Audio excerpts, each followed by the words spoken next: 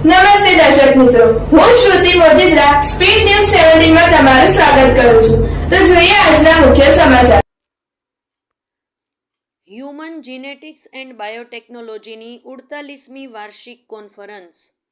અમદાવાદ શહેરમાં international conference of human genetics and બાયોટેકનોલોજીની 48મી વાર્ષિક કોન્ફરન્સ યોજાવા જઈ રહી છે, જેમાં સીએમ અને કેન્દ્રીય આરોગ્ય મંત્રી સહિત દેશ વિદેશના ખ્યાતનામ વૈજ્ઞાનિકો ઉપસ્થિત રહેશે. 21 જાન્યુઆરીથી 24મી જાન્યુઆરી સુધી અમદાવાદ ખાતે યોજાનારી આ કોન્ફરન્સમાં વિશ્વભરના 130થી વધુ જાણીતા સાયન્ટિસ્ટ વક્તવ્ય આપશે. આ કોન્ફરન્સની થીમ સૌની સુખાકારી અને સૌ બીમારીથી મુક્ત થઈ રહે એ રાખવામાં આવી છે, જેના ઉદ્ઘાટન સમારોહમાં ગુજરાતના મુખ્યમંત્રી ભૂપેન્દ્ર પટેલ ઉપસ્થિત રહેશે. કેન્દ્રીય આરોગ્ય મંત્રી મનસુખ માંડવિયા કોન્ફરન્સમાં મુખ્ય વક્તવ્ય આપશે. આ ઉપરાંત ગુજરાતના વિજ્ઞાન અને ટેકનોલોજી વિભાગના અગ્ર સચિવ મોના ખંધાર પણ અતિથિ વિશેષ તરીકે ઉપસ્થિત રહેશે. દેશ વિદેશની 36 અગ્રણી બાયોટેક કંપની તેમજ 15 દેશોના લગભગ 700થી 800 અગ્રણી વૈજ્ઞાનિકો જ્ઞાન અને નવીનતાનું વૈશ્વિક પ્રદર્શન કરશે.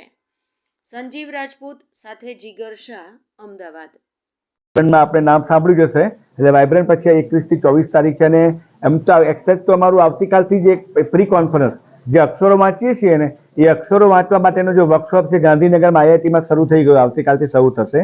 એ એમઆઈટી બ્રોડ ઇન્સ્ટિટ્યૂટમાંથી આખા વૈજ્ઞાનિકો જે આ કોડને શોધે છે, જેનો અભ્યાસ કરે છે, આખી દુનિયા એનો કોડ જ વાપરે છે, એક જ એ વપરાય. એ લોકો અહીંયા આવ્યા છે અને એ લોકો આપણને સમજાવે છે ભાઈ તમે કેવી રીતે આને સમજી શકો, કેવી રીતે વાંચી શકો. એ કોડ વાંચીને તમે એના રોગની સારવાર કરી શકો છો, રોગને મટાડી શકો છો, ડ્રગ ડેવલપમેન્ટ કરી શકો છો. કોવિડમાં બી આપણને ખબર છે, આવનારા બીજી આપણા સ્વાઇન ફ્લૂ છે કે અત્યારે એઇડ્સનું છે. એઇડ્સ આપણે પહેલાં હતું ત્યાં બહુ ડર હતો. હવે ઘણી બધી ડ્રગ ટેકનોલોજી ડેવલપ થઈ ગઈ, દિનદાન 1 મિનિટમાં એઇડનું થઈ જાય છે. એવા બધા રોગો કરતાં નિદાન શક્ય બન્યું છે. નિદાન શક્ય બને ત્યારે જ આપણે એને સારવાર ડેવલપ કરી શકીએ છીએ. સારવાર થાય પછી prevention is always better than cure. એટલે આપણે એને અટકાવી શકીએ છીએ કે આવનારી પેઢીમાં કેવી રીતે અટકાવી શકાય. અત્યારે ગવર્મેન્ટ ભારત સરકારનું મુખ્ય ધ્યાન રાખવું છે, એક રેર ડિસીઝ મિનિસ્ટ્રી બનાવી છે, ડિપાર્ટમેન્ટ બાયોટેકનોલોજી છે, અહીંયા ઇન્ડિયન કાઉન્સિલ મેડિકલ રિસર્ચ છે, CSIR છે, અહીંયા ગુજરાત ગવર્મેન્ટમાં ગુજરાત સ્ટેટ બાયોટેક મિશન છે. એ બધા લોકો શું કરે કે આને લગતા ફંડિંગ રિસર્ચ માટે કામ કરે અને કામ કરીને એક પછી આવતા રોગો, આ રોગોને અમે કેવી રીતે જાણી શકીએ. મેં જેમ કીધું એમ કે ભાઈ વિટામિન B12 સપ્લિમેન્ટ થોડું આપો તો તમારા બાળકમાં કોઈ ખોરખાપણ હોય, ન્યુરલ ટ્યુબ ડિફેક્ટ અટકાવી શકો છો, ફોલેટ સાથે આપ્યું હોય. કોઈને વારંવાર કોઈને ગર્ભ નુકસાન થતું હોય તો એ તમે એને વિટામિન B12 ફોલિક એસિડ આપો છો. તમે અમુક જેનેટિકની તપાસ કરી શકો છો.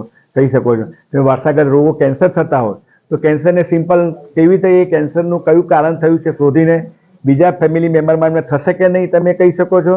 પ્લસ અમુક કેન્સરોને તમે સિમ્પલ સારવારથી અટકાવી બી શકીએ છીએ.